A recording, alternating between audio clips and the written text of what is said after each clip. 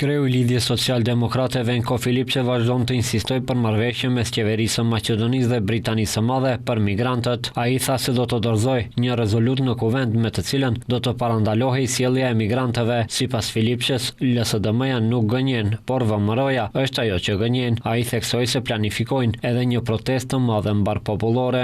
Do kraja od godinata. Nga kuvendi do të kërkojmë që të miratohet një rezolutë për të ndaluar këtë. Nëse rezoluta nuk pranohet, një nga mënyrat për të luftuar është të bëjmë thirrje për një protestë madhe popullore, të fortë dhe të bashkuar kundër sjelljes së migrantëve në Republikën e Maqedonisë së Veriut. Nga burimet tona në Britani tashmë e dim se qeveria ka dhënë konfirmim që kjo të ndodh. Do të përgatisim një rezolutë për kuvendin dhe hapi i radhës do të jetë të dalim në protesta.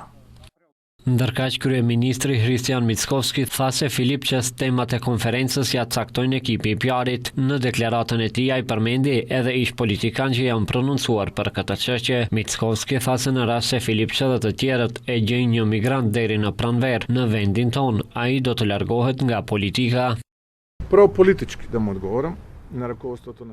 Si është e vërteta, ti përgjigjem një herë politikisht, u përmend pranvera, po lë hapësirë deri në pranverë që Venko Filipçe së bashku me profesor Frçkovskin, së bashku me Andrej Zhernovskin, të kërkojnë të gjithë vendin dhe të gjejnë migrant të ardhur në bazë të marrëveshjes me Britaninë e Madhe, ose çfarë marrëveshje që e kemi bërë dhe nëse ata e gjejnë unë përgjithmonë do të largohem nga politika, në të kundërtën, ata duhet të më kërkojnë falje mua dhe qytetarëve. Edhe presidentja e vendit Gordana Siljanovska-Davkova thotë se nuk do të ketë migrant. Informacionet tha se i ka nga ambasadori britanez në vendin ton dhe nga qeveria. Ajo foli edhe për rezolutën e paralajmëruar nga Filipçe. Qëndrimi është si vion. Persona që janë të rrezikshëm për Britaninë e Madhe, njëjtë të rrezikshëm janë edhe për vendin ton. Prandaj unë jam kundër pranimit të tyre.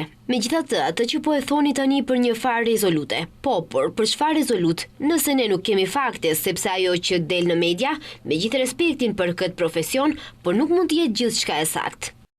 Tema e migrantëve u hap ditë më parë nga kreu i opozitës Venko Filipçe, duke thënë se për marrëveshjen e migrantëve Maqedonia e Veriut do të përfitojë miliarda denar dhe se për këtë marrëveshje kanë raportuar mediat prestigjioze nga Britania e Madhe.